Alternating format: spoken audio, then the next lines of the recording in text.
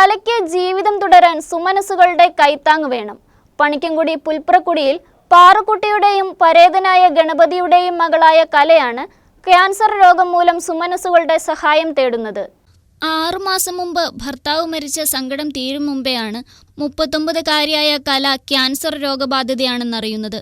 പണിക്കൻകുടി പുൽപ്രക്കുടിയിൽ പാറുക്കുട്ടിയുടെയും പരേതനായ ഗണപതിയുടെയും മകളാണ് കല. ഭർത്താവ് രാജേഷ് 6 മാസം മുമ്പാണ് മരിച്ചത്. പറക്കമുറ്റാത്ത 4 കുഞ്ഞുങ്ങളുമായി കഴിയുന്ന ഈ വീട്ടമ്മയ്ക്ക് 1 മാസം മുമ്പാണ് ഗർഭാശയ ക്യാൻസറാണെന്ന് തിരിച്ചറിഞ്ഞത്. കോട്ടയം മെഡിക്കൽ കോളേജിലാണ് ചികിത്സ. ഇതിനകം ഒരു കീമോതെറാപ്പി കഴിഞ്ഞു. തുടർ ചികിത്സയ്ക്കായി വഴിയില്ലാതെ ഈ കുടുംബം ബുദ്ധിമുട്ടുകയാണ്. അതിൻ്റെ ഇടയ്ക്കാണ് ഇതുപോലൊരു അസുഖം വന്നത്. ഇനി ചികിത്സിക്കാൻ വേണ്ടിയിട്ട് ഇതിനോടകം തന്നെ 50,000 മുകളിലായി. ഇനി അവിടെ തുടർന്നുള്ള ചികിത്സയ്ക്ക് പണം കണ്ടെത്താൻ വേണ്ടിയിട്ട് ഞങ്ങളുടെയൊക്കെ സഹായം ആവശ്യമുണ്ട്. ചികിത്സയിലായിരുന്നു. തുടർന്ന് 4 കുഞ്ഞുങ്ങളുണ്ട്.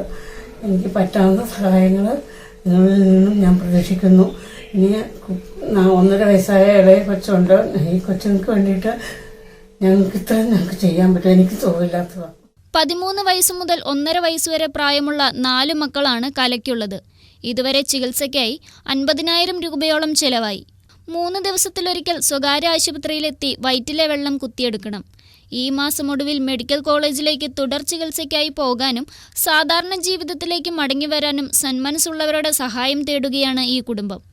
കൊന്നത്തടി ഗ്രാമപഞ്ചായത്ത് മെമ്പർ ഷൈനി സജിയുടെ നേതൃത്വത്തിൽ ചികിത്സാ സഹായ നിധി രൂപീകരിച്ചു. News bureau, Murickassery.